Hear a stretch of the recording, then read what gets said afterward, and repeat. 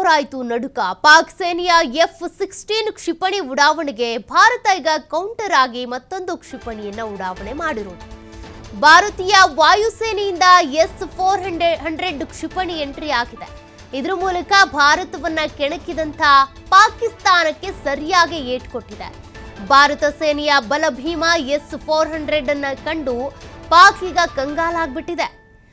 S-400 ಕ್ಷಿಪಣಿ ಕಂಡು ಪಾಕ್ನ F-16 ಕ್ಷಿಪಣಿಯನ್ನ ಎತ್ತಂಗಡಿ ಮಾಡಲಾಗಿದೆ. ನಮ್ಮ ಹತ್ರನೇ ಇರೋದು ರೈಫಲ್ಸ್, ನಮ್ಮ ಹತ್ರನೇ ಇರೋದು ಕ್ಷಿಪಣಿ ಅಂತ ಹಾರಾಡ್ತಾ ಇತ್ತು ಪಾಕ್. ಆದ್ರೀಗ ಅದಕ್ಕೆ ತಕ್ಕ ಕೌಂಟರ್ ಅಟ್ಯಾಕ್ ಕೊಟ್ಟಿದೆ ಭಾರತೀಯ ಸೇನೆ. ಬಲಿಷ್ಠ S-400 ಕ್ಷಿಪಣಿಯಿಂದ ಪಾಕ್ ತಪ್ಪಿಸಿಕೊಳ್ಳೋದಕ್ಕೆ ಪರದಾಡ್ತಾ ಇದೆ. F-16 ಕ್ಷಿಪಣಿಯನ್ನ ಗಡಿಯಿಂದ ಇರಾನ್ ಗಡಿಯತ್ತ ಸಾಗಿಸಿದೆ ಪಾಕ್. ಹಾಗಾದ್ರೆ S-400 ಕ್ಷಿಪಣಿ ಏನಿದು, ಅದರ ಸಾಮರ್ಥ್ಯ ಏನು, ಯಾಕೆ ಪಾಕಿಸ್ತಾನದ ಸೇನೆ ತಮ್ಮ ಯುದ್ಧ ವಿಮಾನಗಳನ್ನು ಕಾಪಾಡಿಕೊಳ್ಳೋದಕ್ಕೆ ಈ ಒಂದು S-400 ಇಂದ ತಪ್ಪಿಸ್ಕೊಳ್ಳೋದಕ್ಕೆ ಟ್ರೈ ಮಾಡ್ತಾ ಇದೆ?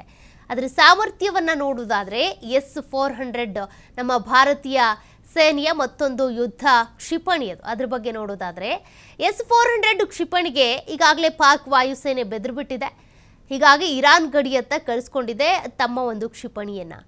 ಒಳಬರುವಂತ ಶತ್ರು ವಿಮಾನಗಳನ್ನ ಹಾಗೂ ಕ್ಷಿಪಣಿಗಳನ್ನ, ಡ್ರೋನ್ಗಳನ್ನ ಈ S-400 ಕ್ಷಿಪಣಿ ಏನಿದೆ ನಮ್ಮ ಭಾರತದ ಕ್ಷಿಪಣಿ 400 ಕಿಲೋಮೀಟರ್ ವ್ಯಾಪ್ತಿಯೊಳಗಡೆ ನಾಶ ಮಾಡಿಬಿಡುತ್ತೆ. ಅಷ್ಟೇ ಅಲ್ಲ, S-400 ಏನಿದೆ ಸುಮಾರು 600 ಕಿಲೋಮೀಟರ್ ಟ್ರ್ಯಾಕಿಂಗ್ ಸಾಮರ್ಥ್ಯವನ್ನು ಹೊಂದಿದೆ. Я заснялся! Я заснялся!